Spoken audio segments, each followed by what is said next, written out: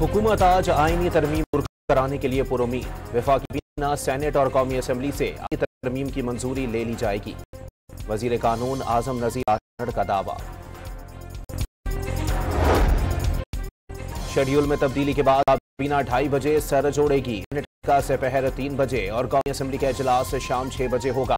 एजेंडे में आईनी तरमीम शामिल। कौमी असम्बली की प्रेस गैलरी वीडियो बनाने और इजलास में मेहमानों के दाखिले पर पाबंदी। प्रेस कार्ड के हामिल मीडिया नुमाइंदों को पार्लियामेंट में दाखिले की इजाजत होगी।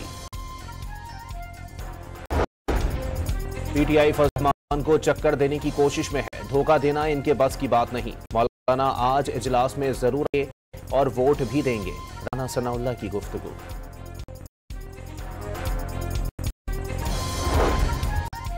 पीटीआई ने एक रोज वक्त मांगा है। आज इंतजार करें। अपना ड्राफ्ट पीटीआई से शेयर दिया। बानी पीटीआई ने मस्त-ए-खाम भेजा है। Fazlur Rahman press conference.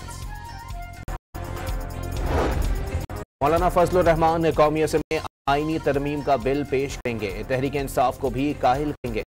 बिलावल भुट्टो का दावा। पीटीआई के 2 सेनेटर हुकूमत कार्य हो गए। लोगों को उठाना जमहूरियत नहीं बल्कि शर्मनाक है। मिस्टर गौहर का दावा।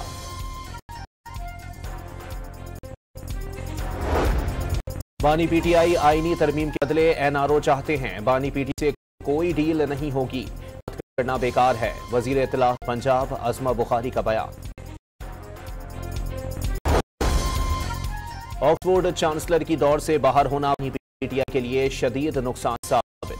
सरकारी तहाइफ बेचना, रियासती राज अफशा करना नाअहली का बाइस बना। मीडिया खैबर पख्तूनख्वा 17 अजला में ज़िमनी रियासती इंतखाबात के लिए पोलिंग जारी। हरीपुर में 2 खवातीन समेत 3 उम्मीदवार बिला मुकाबला कामयाब। इसराइल का ईरान पर जवाबी हमले का मंसूबा। इंतहाई हसास अमरीकी मालूमात खो गई। दस्तावेज में इसराइल के हथियारों की नकलो हमल से मुताल्लिक मालूमात शामिल। और न्यूजीलैंड ने भारत में 36 टेस्ट मैच जीत लिया। टेस्ट मैच में 8 विकेटों से कामयाब।